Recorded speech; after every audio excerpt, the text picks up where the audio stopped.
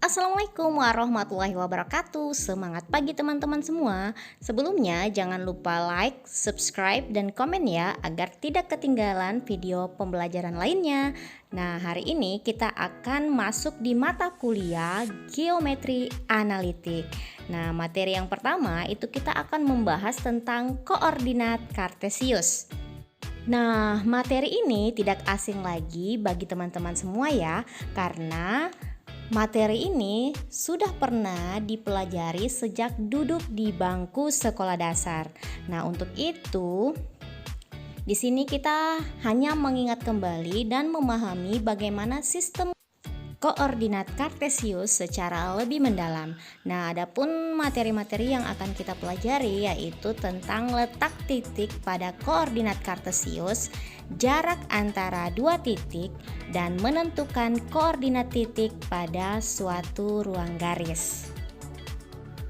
Pertama, kita akan membahas tentang letak titik pada koordinat kartesius. Nah, untuk menggambarkan suatu titik pada sebuah bidang datar itu diperlukan sistem koordinat kartesius.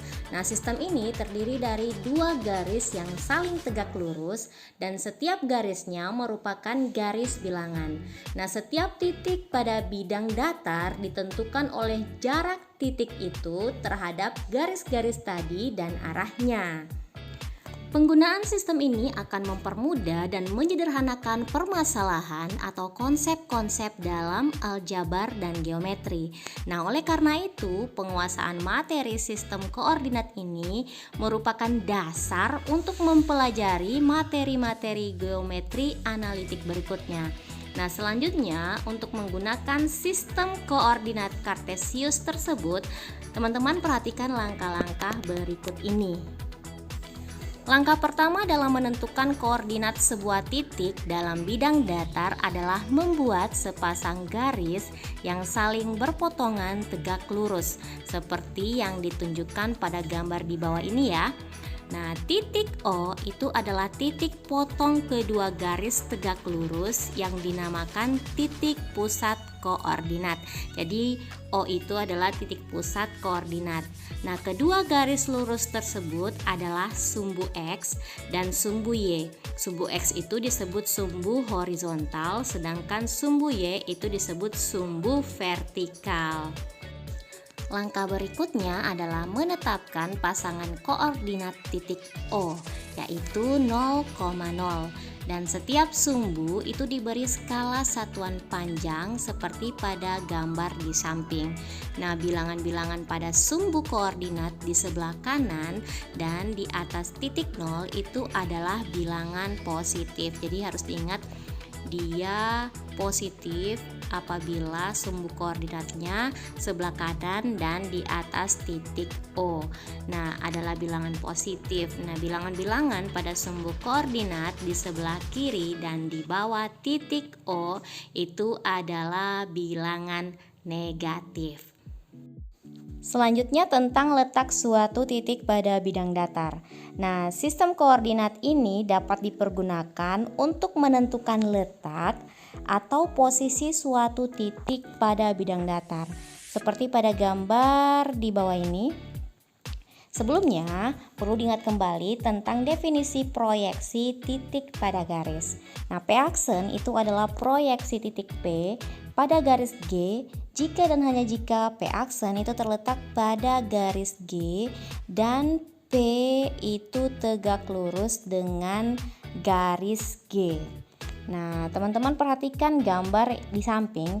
Itu misalkan P itu adalah sebuah titik sebarang pada bidang datar, maka P1 itu adalah proyeksi titik P pada sumbu X dan P2 itu adalah proyeksi titik P pada sumbu Y. Nah, letak titik P pada bidang tersebut merupakan pasangan berurutan dua bilangan pada sumbu X dan sumbu Y, yaitu bilangan yang menyatakan jarak dari titik O ke P1 dan bilangan yang menyatakan jarak dari titik O ke P2. Nah, dengan demikian koordinat titik P itu adalah P1 dan P2. Nah, di slide ini kerjakan latihannya ya, yaitu jelaskan apa yang dimaksud dengan proyeksi. Latihan selanjutnya itu tentang perhatikan koordinat titik-titik pada gambar di samping. Nah, jika koordinat titik A adalah 3,3, maka teman-teman tentukan yang ada di titik B, C, D, E, F, G, dan H. Di slide ini kita akan membahas tentang sumbu-sumbu koordinat.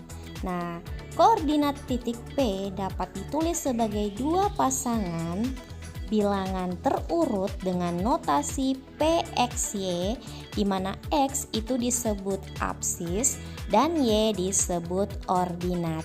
Nah, sumbu-sumbu koordinat itu memisahkan bidang ke dalam 4 daerah. Nah, yang disebut kuadran.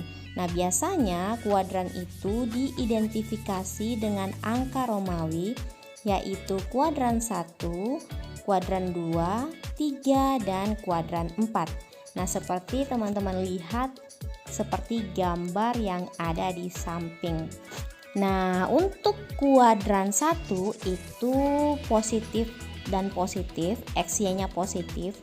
Untuk kuadran 2, X-nya itu negatif, Y-nya positif. Sedangkan kuadran 3 itu keduanya negatif, X dan Y.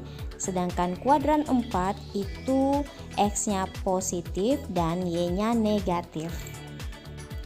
Selanjutnya kita akan membahas tentang jarak dua titik pada bidang datar. Nah, misalkan P1 dan P2 adalah dua titik pada bidang koordinat kartesius seperti pada gambar yang ada di samping. Nah, maka X1 adalah proyeksi titik P1 pada sumbu X. Dan Y1 adalah proyeksi titik P1 pada sumbu Y. Nah, dengan demikian juga untuk X2 dan Y2. Nah, selanjutnya jarak Y1P2 dan jarak P2X2 itu berpotongan di titik T, maka delta P1 kali T kali P2 itu adalah segitiga siku-siku dengan mutlak P1T sama dengan mutlak X2 kurang X1 dan mutlak P2T sama dengan mutlak Y2 kurang Y1. Nah, dengan menggunakan teorema Pythagoras, maka diperoleh jaraknya ya, yaitu mutlak P1 kali P2 itu sama dengan akar mutlak X2 kurang X1 kuadrat tambah mutlak Y2 kurang Y1 kuadrat. Nah, nanti untuk lebih jelasnya kita perhatikan contoh berikut ini ya. Misalkan P1 itu 1,1 dan P2 negatif 3,4. Tentukan jarak P1 dan P2-nya. Nah, pertama-tama itu kita gunakan rumus jarak dua titik pada bidang datar, yaitu mutlak P1 dikali P2 itu sama dengan akar mutlak X2 kurang X1 kuadrat tambah mutlak Y2 kurang Y1 kuadrat. Nah, kita masukkan nilai X2-nya itu adalah negatif 3, X1-nya itu 1, begitupun yang Y2-nya itu adalah 4, kemudian Y1-nya itu adalah 1. Setelah kita lakukan operasi perhitungan, maka didapatkanlah jaraknya antara P1 dan P2 itu adalah 5. Nah, agar makin paham, silakan kerjakan dua latihan yang ada di slide ini ya. Oke, thank you for watching. Jangan lupa like, subscribe, dan komen ya agar tidak ketinggalan video selanjutnya. Wabillahi taufiq wal hidayah. Wassalamualaikum warahmatullahi wabarakatuh.